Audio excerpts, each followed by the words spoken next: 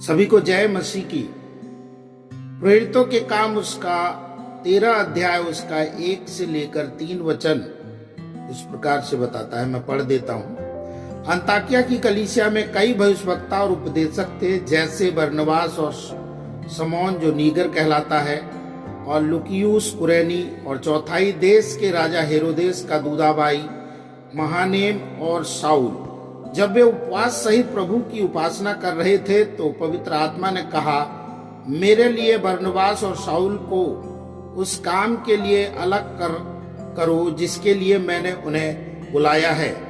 तब उन्होंने उपवास और प्रार्थना करके और उन पर हाथ रखकर उन्हें विदा किया। इसी प्रकार हम दूसरे जगह में देखते हैं, कुरिन्थियों 12 अध्याय में, और हम पढ़ते हैं। यहाँ ऐसे लिखा हुआ है, मैं पढ़ देता हूँ। 12 अध्याय उसका 12 से इस प्रकार से है, 28 से है, सॉरी।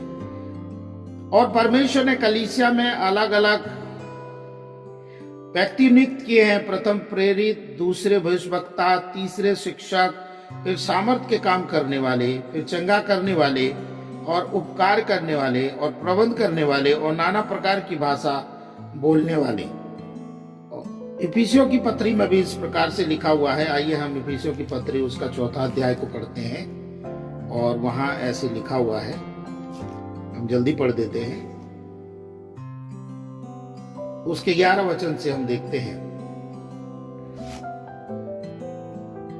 उसने कुछ को प्रेरित नियुक्त करके, और कुछ को रखवाले और उपदेशक नियुक्त करके दे दिया, जिससे पवित्र लोग सिद्ध हो जाएं। हम यहाँ पे देख सकते हैं कि भविष्यवक्ता नियुक्त किया गया है, सुसमाचार सुनाने वाले नियुक्त किए गए हैं, और उपदेशक नियुक्त किए गए हैं, और रखवाले नियुक्त किए गए हैं। और ये इस प्रकार के, जब हम प्रेरितों के काम उसके 13 अध्याय में पढ़ते हैं, वहां पे हमें पता चलता है 13 अध्याय में, और कि अंताकिया की कलीसिया में भविष्यवक्ता थे, और वो भविष्यवक्ता जो है उपवास प्रार्थना में लगे हुए थे।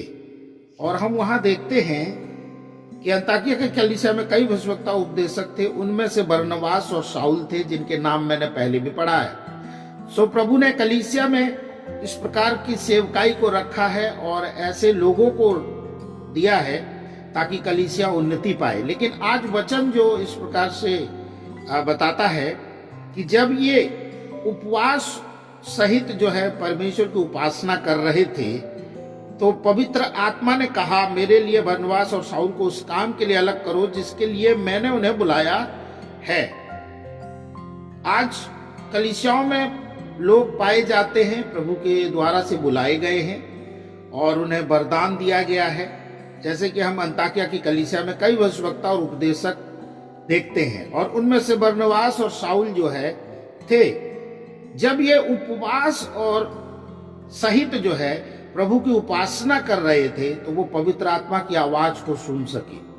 सो आज मनन का विषय ये है कि जब वो उपवास सहित आराधना में थे, तो पवित्र आत्मा की आवाज को उन्होंने सुना।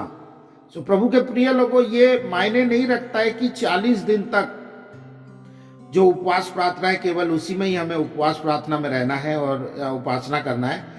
लेकिन जो प्रथम शताब्दी की कलीसिया के जो अगुवे थे, उनका ये एक जीवन में एक अभिन्न अंग था उपवास जो है, और शुरुआत से ही वो उपवास को जो है जोर दिया करते थे और उपवास में रहते थे, क्योंकि वो अपने आत्मिक जीवन की तैयारी में थे।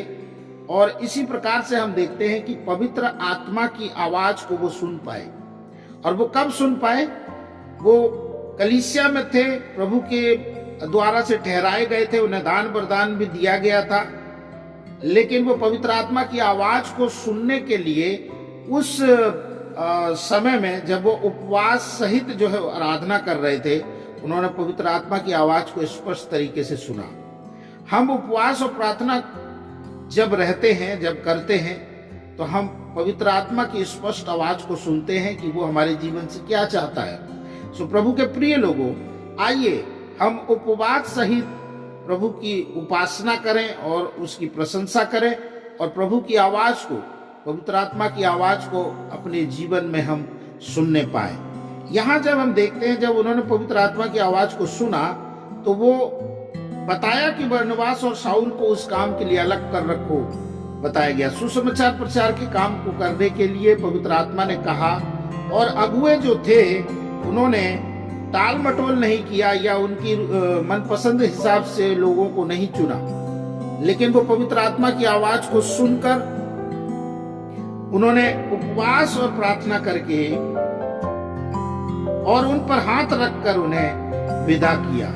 तो प्रभु के काम के लिए जो है, जब उपवास और प्रार्थना किए और उन पर हाथ रखकर उनको उस कार्य के लिए भेजा गया जिस काम के लिए परमेश्वर ने उन्हें बताया था।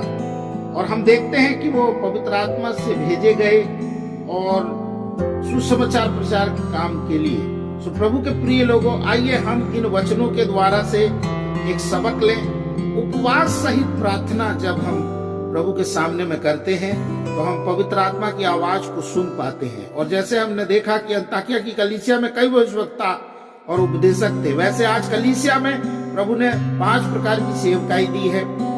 और हमने देखा, और कुरिन्थियों में हमने देखा कि प्रभु ने लोगों को नियुक्त किया है।